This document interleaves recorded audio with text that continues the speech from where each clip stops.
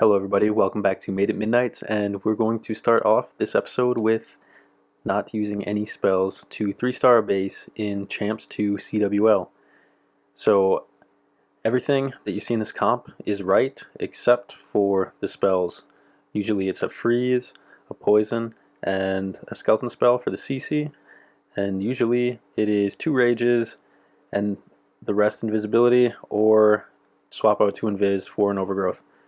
However, I feel like I only need 1 invis to 3-star this base, and skeleton spells last longer, so at the end when we swag all the spells, they will stay on the board for longer, so we can get a nice screenshot for the thumbnail.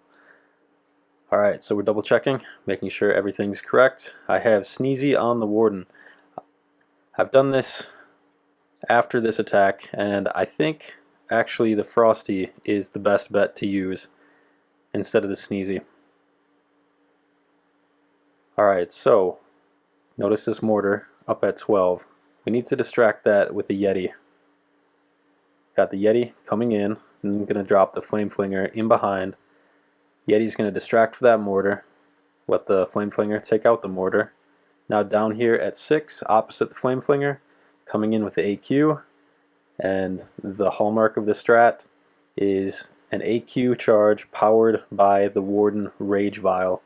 So we have the Rage Vial powering the AQ, healers on the AQ, healing her up extra, and Rage Vial letting her do extra damage. We have an Ice Golem to help tank this Ricochet Cannon. Ricochet Cannons are often deadly, and that's why I believe the Frosty is actually better than the Sneezy on the Warden. Got a Yeti up here at 9, because I want that Archer Tower gone. So when my AQ works up towards this multi-archer tower, I can direct target the monolith after the wizard tower goes down. So the Yeti's working, sending in a rocket loon just to help weaken up that wizard tower. Now the wizard tower is gone, Yeti dies, perfect timing. Yeti mites spring over the wall to distract for the monolith, and then direct target the monolith with 5 loons. It takes 5 rocket loons to kill a monolith if it's not already weakened. It's now sending in an Ice Golem with the King. King to distract that Expo. Sending in another Ice Golem. Wall break. Open up to the core.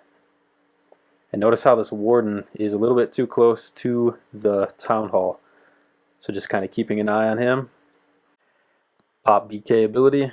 EQ boots. Spiky ball. Now sending in some rocket loons down here between 6 and 9, trying to help take out this firespitter, because firespitters are one of the most annoying defenses in this game. Alright, now just sending another loon, really trying to take out this firespitter. And you'll notice in this strat, you have an AQ powered by the Warden, and you want to meet up the BK with the AQ and Warden so they can all 3 enter the base together, and then in the core you can pop BK ability, use the EQ boots to weaken some defenses, Spiky ball to take out some defenses, and most importantly, open up the core, open up the walls for the AQ to push forward. And now we just pop AQ ability, Magic Mirror, and the Giant. Then we use Warden Eternal Tome, keep them all everlasting, and send in the RC from around up here by 2 o'clock to help finish off the base. And yeah, now we can drop our swag spells. 2 haste for the eyes, they make pretty good eyes. Poison for the nose, and all our skeleton spells for the mouth. And this is a very common base, so when you see it, make sure to give that a try. And I would suggest using for regular spells, 2 rages, and the rest invisibility spells. Use the rage to power your AQ and Warden. Alright, so here's the exact same strat, only difference is we are using the Fireball. Fireball for this invisibility compartment at the bottom right side of the base. Upside to Fireball, we can create a path for the AQ charge. Downside to Fireball, we do not have the Eternal Tome to save our AQ in the core of the base. So just scouting, there was a Ricochet Cannon up in that corner for some reason. This was C3 CWL on my mini account, so base is not built the best, so we just dropped 1 minion to help take out that Ricochet Cannon. Sent in these rocket loons for some reason because I was trying to trigger this invisibility spell. Did not work. So now I'm just testing to make sure there's no troll Teslas.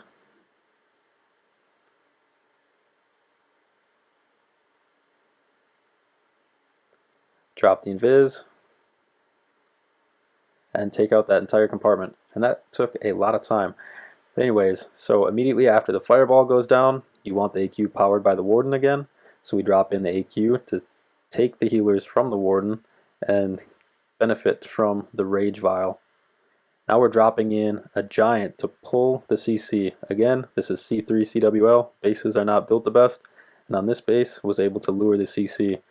So now I'm trying to deal with these Ice Golems before I encounter too many defenses with my AQ. Unfortunately, my timing was off, and my AQ is encountering a multi-archer tower and an Expo. And I'm trying to save as many spells as possible, so I send an Ice Golem to freeze up those defenses to keep them off of my AQ. And now, since the Expo was frozen, it retargets to this new Ice Golem that was dropped. AQ keeps wrapping around, able to come in from behind the firespitter. You always want to come in from behind the firespitter with an AQ charge. If you don't come in from behind a firespitter, it will peel off your healers. You'll try to invest some invisibility spells, but the invisibility spells won't be able to cover your AQ, Warden, and all of your healers. So now I have the BK in this 12 o'clock compartment. He's working in. He also had an Ice Golem, dropping in some Rocket Loons top left. I was trying to take out this multi-archer tower, so my intention was the Ice Golem would reach up to the wall and freeze up this monolith. However, Ice Golems have such a large freeze range that it was still able to freeze up this monolith. And now my BK can use his EQ boots, open up the core for the queen. Perfect hero synergy. I swear there's no better hero synergy in the entire game. So notice how the BK is out in front of the AQ, distracting for the AQ. Also, Phoenix on the BK allows for the Phoenix to keep the BK alive for 8 more seconds to distract, and also Phoenix to test for air traps for the healers. And that was the idea of running Sneezy on the Warden. So now we're completely done trying to do another smiley face, and you'll see how the invis wear out pretty quick and why we used skeleton spells the last time. But yeah, this, you can absolutely destroy bases with this strat. I highly recommend you give it a try. And since this is day 7 of CWL, I want to give a huge shout out to Midnight Legion for finishing first in C1. Our second C1 clan finishing second. Awesome job. We have one of our C2 clans finishing third. Unfortunately, they had really tough opponents. Our other C2 clan that I was in finishing third also. And now on some more attacks. So here we have Sam running Super Witches. He went perfect with Super Witches in CWL. So Super Witches, very strong if you use them correctly. Ice Golem, notice that Ice Golem to freeze up the Ricochet Cannon. Ricochet Cannons are absolutely deadly. When you see one on the outside, Ice Golem. I believe Ice Golems, when used correctly, are the strongest troop in the game, because what they lack in power, they make up for in letting the actual strongest thing in the game, your heroes and hero equipments, get the most ability they possibly can with the least spell investment. Alright, so he's coming in. He's got the Unicorn. He doesn't need to take out too many defenses between his intended target and the Warden. 3 invis, very nice invis. Takes out the clan castle, sets up a huge funnel. Just absolutely wipes out this side of the base. Lets his Warden work over. Warden's going for a little bit of a spin. Got these Super Witches to pull him back. And yeah, that's a really nice touch. In a lot of the other videos, you'll notice that Angry Jelly is often used on the Warden to take out as many defenses between the Warden and where you want to fireball as possible, so you can use as few invisibility spells as possible. But when your target isn't that deep into the base, it's often better to use a different pet so that you don't have to have the Warden push into the base so deep and risk being destroyed. Alright, so AQ, very nice funnel over here at 9, pushes all these Super Witches right into the core. Notice this jump is also connecting to this little compartment right here by the monolith, so he'll be able to help tank this monolith. RC comes in, got Valks on the outside, helping to distract. And now this little channel can just distract for the RC. Right now, this top right compartment is the only compartment of real concern. Uses BK ability. EQ boots, opens up the walls. Rages up the super witches, the big boys, the RC, just ripping through the space, taking out the firespitter. Firespitters, they are perhaps the strongest defense in the game. RC goes to ability. Nice thing about using a rocket spear is it stops your RC in her tracks. A lot of times RC, since she only targets defenses, pushes out in front of your troops, and you want your troops to distract for the RC. So by using rocket spear, she stops, stands still, and your troops can get out in front of her once again and distract for her when the ability wears off. So awesome hit to Sam. Real masterclass in Super Witch, especially at C1. Here we have Kensai coming in with some super miners at C1. Really nice to see all these creative hits. And check out this Spirit Walk. He drops in a giant to tank for the Expo, and he sends in a couple loons to kill that archer tower. That was a beautiful funnel. So he had the giant to tank for the Expo, and it also tanked the archer tower to allow his 2 loons to come in and kill the archer tower. Loons are terrible. Rocket loons are so much superior. So the fact that he was able to even get that archer tower, very impressive. So he's working this RC right into the core of the base. Look at all the defenses that he can take out. He's got the first firespitter gone. He's got a ricochet cannon. And he is also running the rocket spear on his RC. But right now, how he was able to get the RC that deep into the core, I bet he wish he had a haste vial, because he probably could have took out the town hall, the other firespitter, other ricochet cannon, just completely demolished. But look at the padding that he's created in this base. And now he'll be able to come in from behind the remaining firespitter, which you always want to do, because firespitters peel off healers. So now he sends in his super miners. He's got a bunch of test loons out in front of the healers. AQ at 9 to create pathing to force these super miners in towards the core.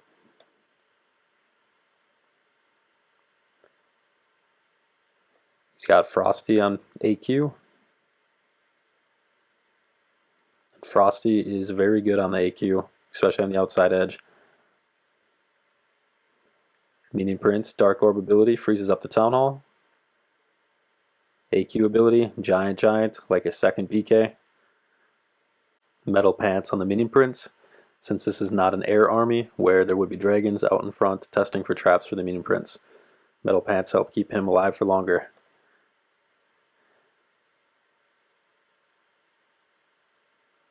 Minion Prince about to go down. He's got the Phoenix. Definitely want to run the Phoenix on at least one hero. Since he doesn't have the BK, Phoenix is on the Minion Prince.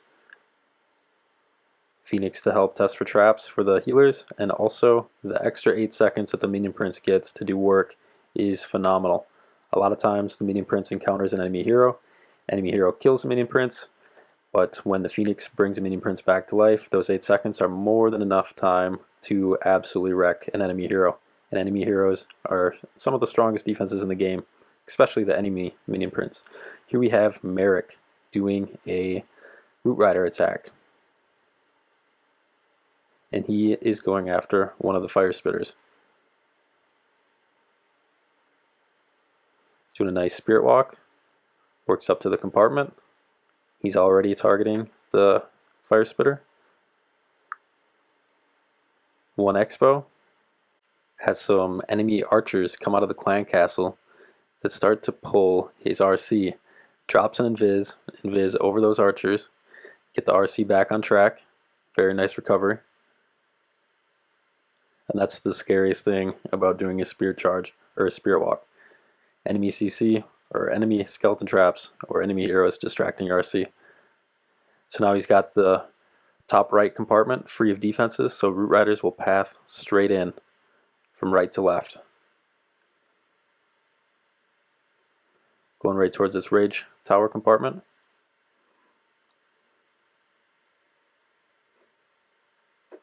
Warden Eternal Tome to catch everything. He's also running Sneezy on his Warden, and the projectiles from the Sneezy will take red air bombs out. However, they will not trigger the black seeking air mines. Uses an overgrowth on this backside.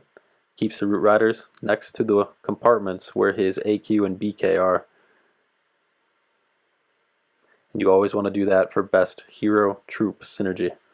Keep your army together. And that's the main purpose of the Overgrowth. So, Overgrowth's about to wear off. Puts down a skeleton spell. Perfect timing to distract the enemy Minion Prince. And this Monolith and Multi-Gear Tower. Now the rest of his army is working forward. AQ2 ability. Magic Mirror. Giant. Like I said before, Giant, the second king. Definitely level him up and use him in all your attacks. So yeah, base absolutely destroyed. 2 healers left. Only thing he has to worry about, Minion Prince. Minion Prince goes down. Awesome hit to Merrick. Here we have Wick with a Super Drag attack. So he's going to set a funnel with the Flame Flinger. Let the Flame Flinger do a lot of work. He dropped it in at about 1:40. Let's see when he starts sending in the drags. So just letting the Flame Flinger work. Now he's putting some archers down here at the outside edge. Just getting some free buildings. Just being patient. Super drags, very fast, very quick troops.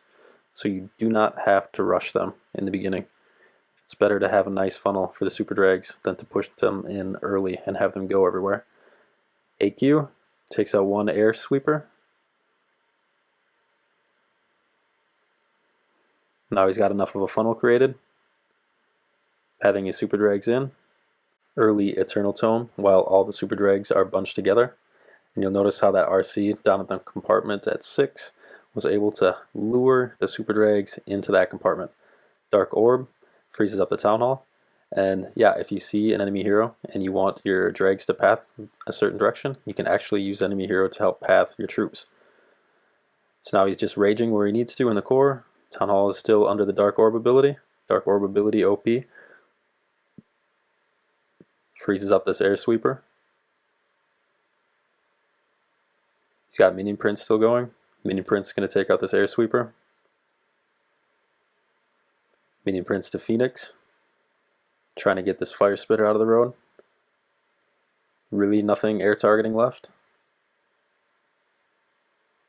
He's got Snake Bracelet on the BK. That's distracting for the AQ as she walks all the way around. So yeah, awesome hit to Wick. Alright, we got STXL, and he's coming in with the Yeti Clone Blimp. He went perfect on 7 accounts with this strategy in C2 CWL. So great stuff, the STXL. And he always likes to do it this way. He puts the AQ down, takes out an air sweeper or an air defense, and he clumps up all the drags right next to the AQ so that they can help tank and keep the AQ safe and push in and eliminate some defenses that might be targeting the AQ. So gets the Blimp into the core by the Town Hall. Yeti clones, rages, and I am not sure if that was an intentional Dark Orb, but that Dark Orb happened to freeze up this compartment that his AQ has to deal with and freezes up the enemy hero. So if this was intentional, it was absolutely genius to keep his AQ alive. Now he's got a large group of drags up here at the top right. AQ down bottom left. Minion Prince is working nicely to eliminate that scatter shot that would have peeled off all the healers on the AQ. And since he realizes the AQ is about to be in trouble, he sends in his RC to help eliminate the defenses that were to cause his AQ trouble. And notice the reach of the multi-gear tower. He pops the Rocket Spear ability before it has a chance to lock on to his RC, before she becomes in range. Has a nice little Gigabomb. Jump the RC out to the outside. I'm sure that was planned. And finishing up on the Clan Castle. Awesome hit and awesome CWL to STXL. Here we have loading, and I selected this attack because this is quite the crazy Spirit Walk. This is an insane Spirit Walk. I couldn't believe how much value he got when I watched this. Starting over here, top left side.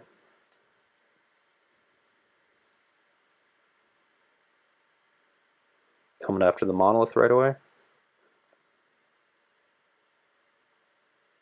Manages to evade that poison spell tower reasonably well. Invis to push the RC into the core more.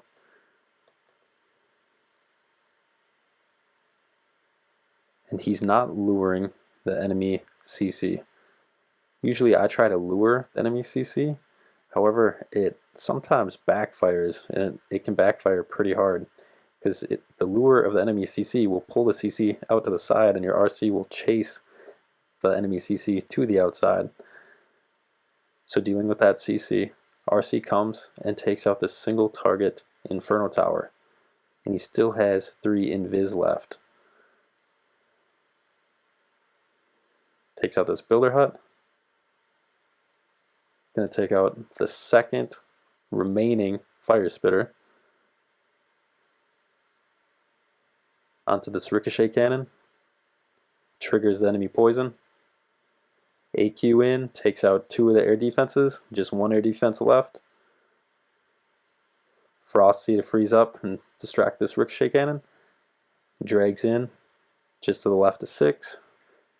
And now he's using the Stone Slammer to help distract, trying to take out this single target Inferno Tower before the Eternal Tome wears off and it destroys the Stone Slammer. Nice thing about Town Hall 17 is the Stone Slammer. You used to have to worry about your troops dropping or coming out of the Stone Slammer early because of the Town Hall poison, but now without the Town Hall poison and Giga Bomb, after the Town Hall goes down, you don't have to worry about that. So yeah, AQ's wrapping around here to the left, drags to the right. Huge path in the core, absolutely decimated this base. He's got the Dark Orb ability, does not need it. Henchman Puppet. Always want to have Dark Orb and Henchman Puppet for extra troops and freezing up the defenses. Uses Dark Orb. Awesome hit to loading. It's a lot of fun watching these successful Spirit walks, especially since a lot of bases are heavily baited for them nowadays. Ending on the single Inferno Tower. Thanks for watching, guys. Catch you next episode. Bye.